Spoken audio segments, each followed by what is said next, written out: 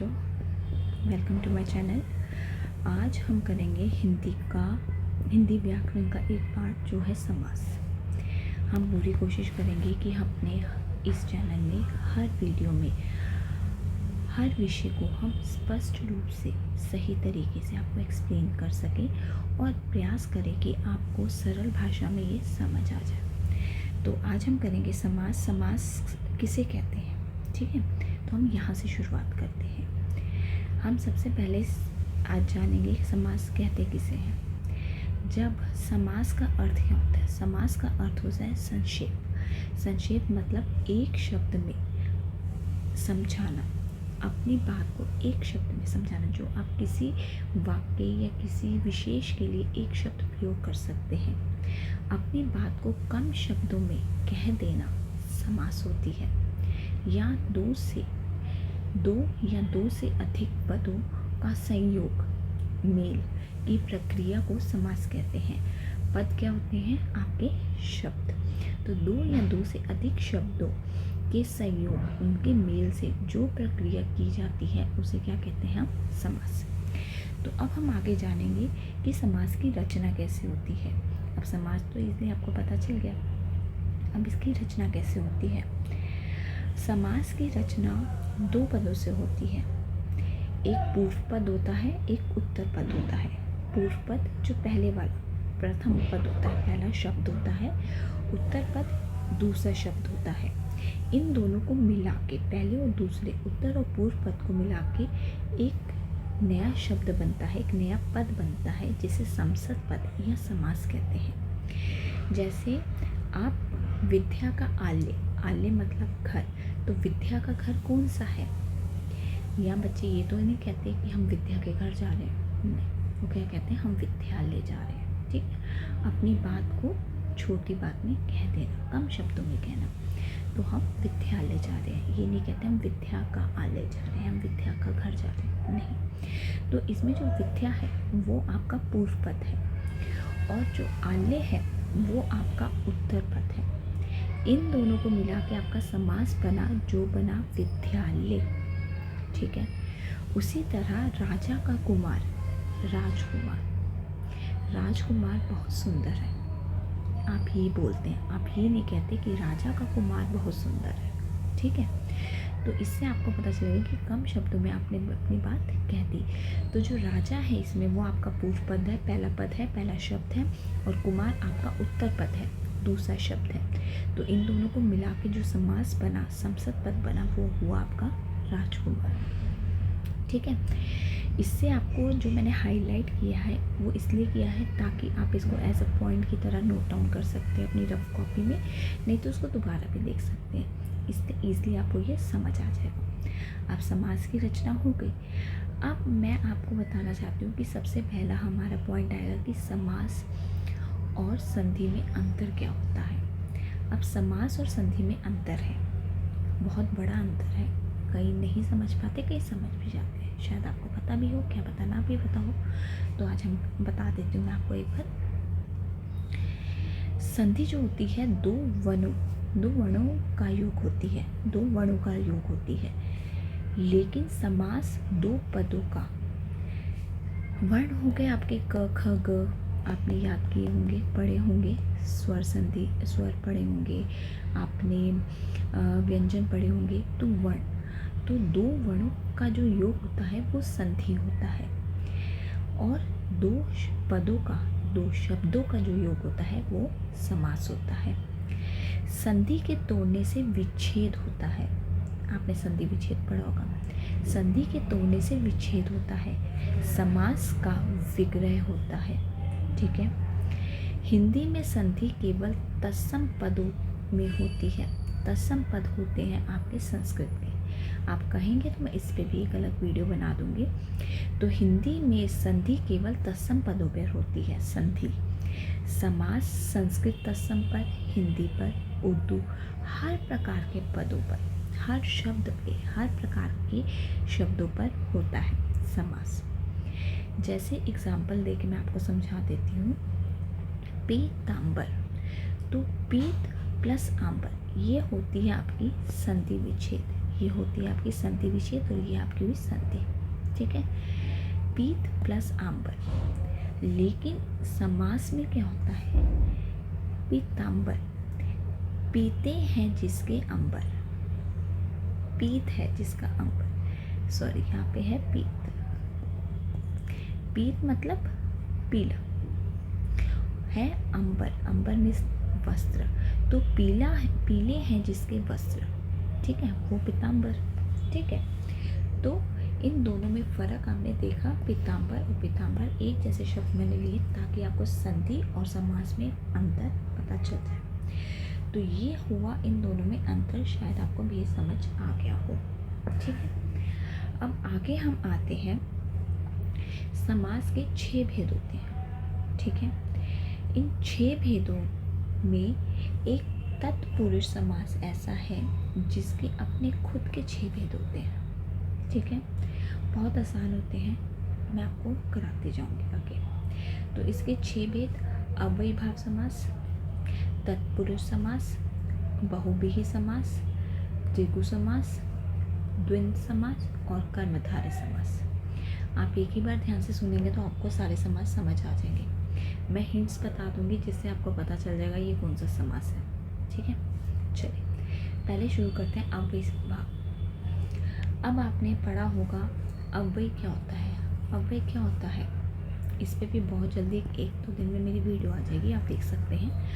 अव्यय होता है अविकारी शब्द। अविकारी कौन से होते हैं, जिसमें कोई बदलाव ना हो। ठीक है, जिसमें कोई बदलाव ना हो, लिंग, कारक, वचन, काल किसी भी परिस्थिति में परिवर्तन ना हो, वो होते हैं अव्यय शब्द या अविकारी शब्द। इसके प्रमुख 3 से 4 बिंदु हैं जो आपको ध्यान रखने हैं। ठीक है, पहला अव्ययीभाव समास वह होते हैं, पहला पॉइंट जो जिसका पूर्व पद, पूर्व कौन सा है, पहला पद, पूर्व पद अव्यय हो, यथा शक्ति, पहला पद उसका अव्यय हो, यथा शक्ति, शक्ति के अनुसार। तो इसको आप परिवर्तित नहीं कर सकते, नहीं कर सकते ना, तो शक्ति के अनुसार पूर्व पद अव्यय होता है।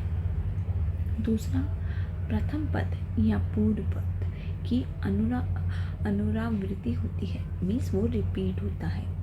पूर्णावृत्ति मीन्स वो रिपीट होता है। रातों रात, रात और रात रिपीट हो रहा है, रातों रात पूर्णावृत्ति हुई, रात ही रात में। ठीक है, प्रथम पद की, ये प्रथम पद है, इसका पूर्व पद, इसकी पुनरावृत्ति हो रही है, रिपीट हो रहा है, तो रात ही रात में। तीसरा आता है आपका पूर्व पद में उपसर्ग हो, या पूर्व पद में उपसर्ग हो, ये आपका उपसर्ग है। ठीक है, पूर्व पद में उपसर्ग हो, आ जन्म, जन्म से। ठीक है, तो आ जन्म, जन्म से, तो इसका आपको तीसरा पॉइंट भी क्लियर हो गया, पूर्व पद में उपसर्ग। ठीक है, चौथा पॉइंट, इसका उत्तर पद मीन्स जो इसका दूसरा शब्द है, संज्ञा या विशेषण अवश्य होगा। ठीक है, अब ये देखिए शक्ति, ठीक है, विशेषता बता रहा है, रात, जन्म, संज्ञा। ठीक है, तो इसका जो उत्तर पद होगा, दूसरा शब्द होगा, वो संज्ञा या विशेषण अवश्य होगा। ठीक है, तो ये इसके 4 पॉइंट जिससे अव्ययीभाव समास आपको समझ आ जाएगा। अब इसका आप आसानी से पता लगा सकते हैं अव्ययीभाव समास कौन सा है। दूसरा हमारा आता है तत्पुरुष समास। अभी मैंने आपको बताया था तत्पुरुष समास के अपने 6 भेद हैं, चलिए वो भी बता देती हूँ। इसके मेन पॉइंट क्या है जिससे आपको पता चले। तत्पुरुष समास जिसमें उत्तर पद प्रधान होता है। उत्तर पद आपका कौन सा, उत्तर पद हो गया आपका दूसरे वाला, दूसरा शब्द जिसमें आपका दूसरा शब्द प्रधान होता है, कारक से जुड़ा होता है। कारक, ये मेन पॉइंट है कि वो कारक से जुड़ा होता है। इससे बनाने में 2 पदों के बीच कारक चिन्ह का लोप हो जाता है, जिसमें जिस कारक की विभक्ति होती है, मीन्स इन पदों को जोड़ने में जोन से कारक की विभक्ति होती है, जिसका चिन्ह लगता है, उसी नाम से तत्पुरुष समास की पहचान होती है। देखिए मैं आपको एक्सप्लेन करती हूँ। जैसे आपने कारक किए होंगे, कारक क्या है आपके, कर्ता ने कर्म को करण से, संप्रदान के लिए आपादान से, संबंध का, के, की, रा, रे, री, अधिकरण में, पर, ऊपर।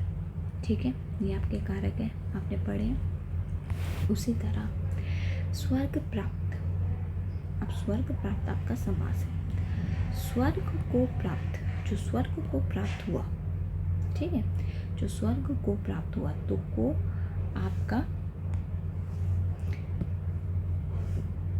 आपका क्या है, इसमें को आपका कारक है। देशभक्ति, देश के लिए भक्ति, कर्ता ने कर्म को, तो ये आपकी कौन सी होगी, कर्म को, ठीक है। देशभक्ति, कर्म को करण से, संप्रदान के लिए, तो ये आपकी हो गई संप्रदान, ठीक है। संप्रदान तत्पुरुष समास।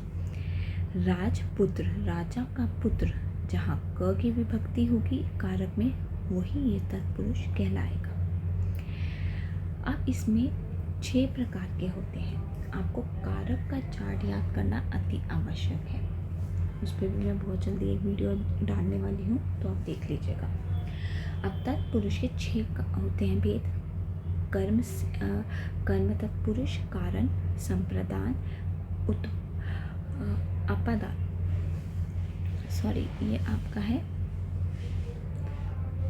अपादान, ये अपादान तत्पुरुष, संबंध तत्पुरुष और अधिकरण, ठीक है। तो ये आपके 6 भेद हैं तत्पुरुष समास के। अब आपने ये चार्ट याद किया होगा। कर्म तत्पुरुष समास होगा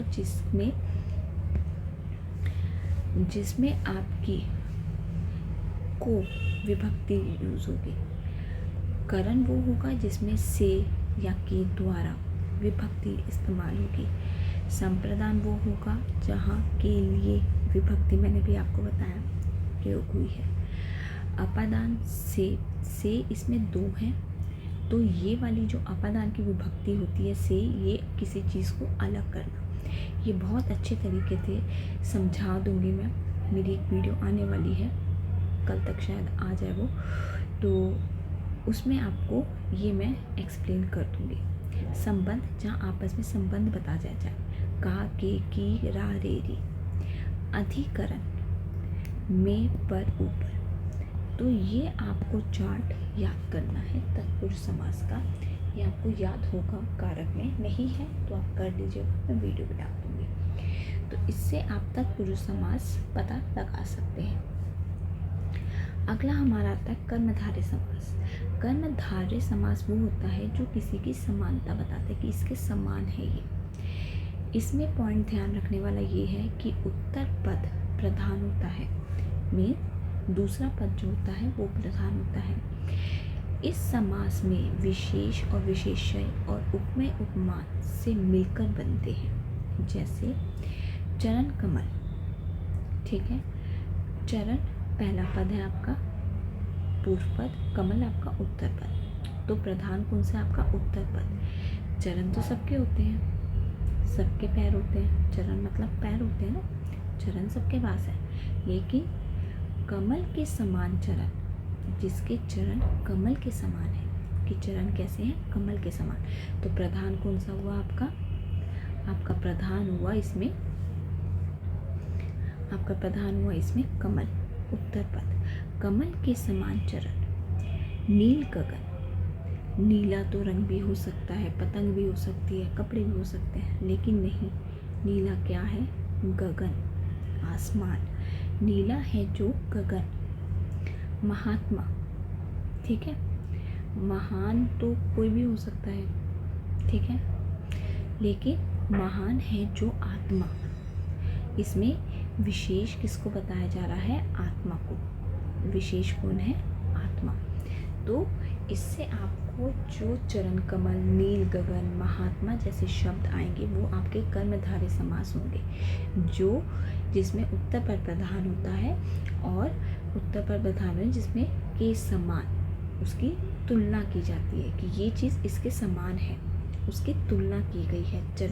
चरणों की तुलना किससे की गई है? कमल से। गगन की तुलना, नील की तुलना, और आपका गगन कैसा है? नीला। आत्मा कैसी है? महान है। तो कमल, चरण कैसे हैं? कमल जैसे हैं। तो जहाँ उसकी विशेषता बताई, विशेषण बताया हो उसमें, ठीक है। ये हो गया आपका कर्मधारय समास। अगला आता है आपका द्विगु समास। द्विगु समास इसमें ये बात है कि इसमें संख्यावाचक होता है पूर्व पद। जो पहला पद होता है वो आपका संख्यावाचक होता है। कभी कभी नहीं भी होता, ज़रूरी नहीं है हर बार हो, लेकिन कई बार ज़्यादातर पाया जाता है कि द्विगु समास में पूर्व पद, पहला शब्द आपका संख्यावाचक होता है। चलिए इसके भी उदाहरण देख लेते हैं। त्रिवेणी, त्रि मतलब तीन, त्रिवेणी तीन वेणियों का समूह। पंचतंत्र, पंच मतलब पांच, पांच तंत्रों का समूह। नवग्रह, नव मीन्स नो, नो ग्रहों का समूह, ठीक है। तो इन तीनों में संख्या आ रही है, तो ये आपके द्विगु समास होंगे। अब अगला आपका आता है द्वंद्व समास। द्वंद्व समास में दोनों पद प्रधान होते हैं, ठीक है। ये याद रखिएगा कि दोनों पद, द्वंद्व में दोनों पद समान होते हैं। विलोम होते हैं, ठीक है, जैसे अच्छा बुरा, ठीक है, आना जाना, अपना पराया, ठीक है, ये सब विलोम शब्द होते हैं। लेकिन कई बार नहीं भी होते, लेकिन ज़्यादातर वो विलोम शब्द होते हैं। और विग्रह करते समय, इनका विग्रह करते समय, संधि में विच्छेद था, समास में विग्रह था। विग्रह करते समय इसमें क्या क्या लगता है, क्या प्रयोग होता है? और, अथवा, या, एव का प्रयोग होता है। और का प्रयोग तब होता है जब हम दो चीज़ों को आपस में साथ रखते हैं, और या जब हम दो चीज़ों को साथ नहीं रख सकते। उदाहरण के तौर पे जल वायु, आप जल और वायु को साथ में रख सकते हैं, तो हम क्या बोलते हैं? जल और वायु। अपना पराया, अब या तो अपना होगा या पराया होगा, तो अपना या पराया, नहीं वो मेरा अपना है या मेरा पराया है। नर नारी, नर और नारी को हम साथ में रख सकते हैं, इसलिए हमने किसका प्रयोग किया? और का। नर और नारी। पाप पुण्य, या तो कोई पाप करेगा या पुण्य करेगा, या पापी होगा या पुण्य आत्मा होगी, ठीक है। तो पाप या पुण्य, तो ये आपको समझ आ गया। ये शब्द आपके जल वायु, अपना पराया, नर नारी, पाप पुण्य, ये आपके कौन से?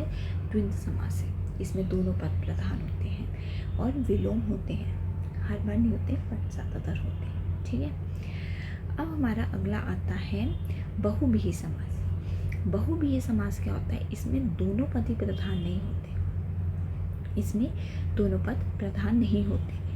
दोनों पद मीन्स दोनों शब्द मिलके एक तीसरा शब्द बनाते हैं। दोनों शब्द मिलके एक तीसरा शब्द बनाते हैं, वो तीसरा शब्द प्रधान होता है, ठीक है। दोनों शब्द मिलके तीसरा शब्द बनाते हैं, जो तीसरा शब्द जो होता है वो प्रधान होता है। जैसे नीलकंठ, अब ध्यान से देखिए, नीलकंठ, पहला पद दूसरा पद। नीलकंठ, नीला है कंठ जिसका। अब नीलाकंठ जब मैं आपको बोलूँगी नीलकंठ, तो आपके माइंड में सबसे पहले क्या क्लिक करता है? भगवान शिव। यह नीलाकंठ है जिसका, किसका है? भगवान शिव। तो शिव, तो नीलकंठ, इन दोनों की प्रधानता नहीं है, ये जिसको संबोधित किए जा रहे हैं भगवान शिव को, तो ये प्रधान है, ठीक है। दशानन, अब मैं दशानन बोलूँगी तो आप सोचने तो बैठोगे नहीं दशानन कौन है, आपके माइंड में सीधा क्लिक करेगा रावण। तो दश है आनन, आनन मतलब मुख जिसके, दश है आनन जिसके, 10 मुख है जिसके, तो ऑब्वियसली वो रावण ही है। तो इन दोनों पहले और दूसरे पदों की कोई प्रधानता नहीं है, प्रधानता किसकी है, इस तीसरे पद की। ठीक है, क्लियर हुआ। तो आपका नीलकंठ हो गया, दशानन हो गया, ये आपके क्या है, बहुव्रीहि समास, जो आपकी तीसरे पद को प्रधानता मिलती है।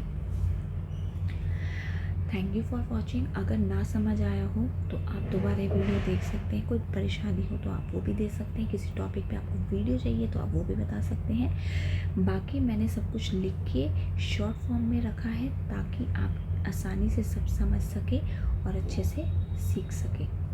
Thank you for watching, thank you for your time. If you like it तो please like it and subscribe it. Thank you.